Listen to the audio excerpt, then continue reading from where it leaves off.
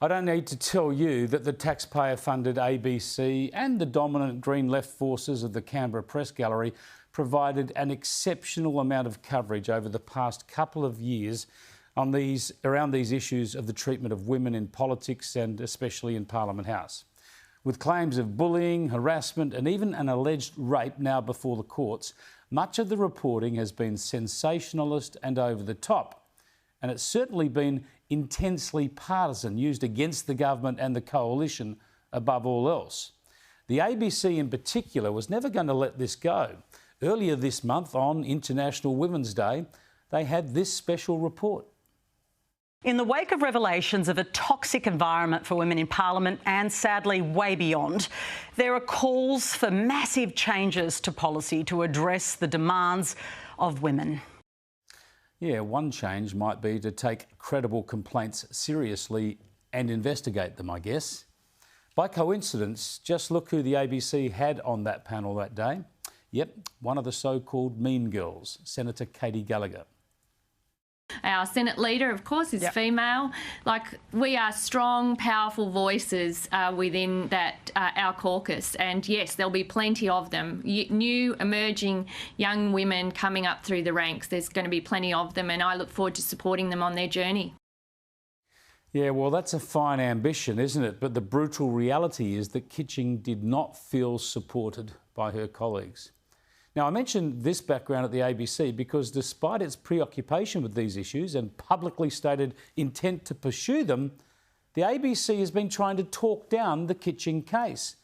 Last night, even with the stunning and telling comments from Kitching's husband at the funeral, the ABC ran a small item, not even a full report by a political reporter, just a small item deep into the bulletin. They kicked off with Ukraine, which is fair enough, of course, then on to COVID and the flood recovery, and even a local Sydney story about the cruise industry and pollution concerns before getting to the Kitching funeral more than 12 minutes into their bulletin. Now, I figured, fair enough, Kitching was hardly a household name in New South Wales before the controversy. The story would have to run higher, presumably, in her hometown of Melbourne. So, ever eager to give the ABC every chance to redeem itself, I took the trouble of looking at the Melbourne bulletin.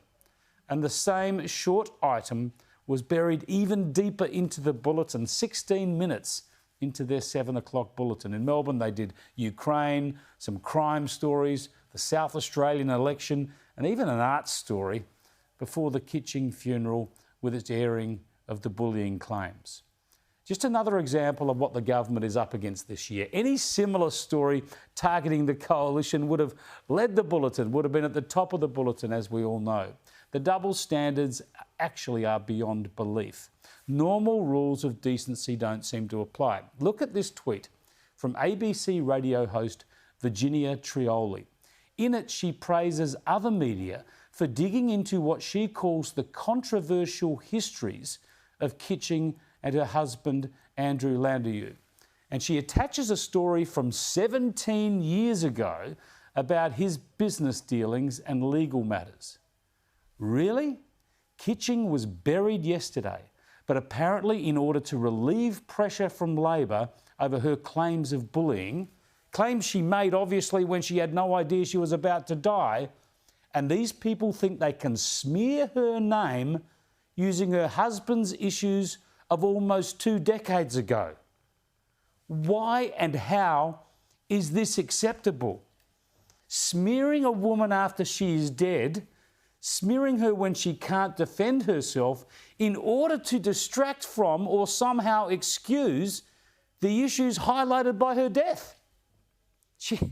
The fix is in with these people. Whatever they will do anything they can to distort any issue, to twist the truth beyond recognition and ignore common decency in order to advance their political causes. And we pay their wages and they're never held accountable.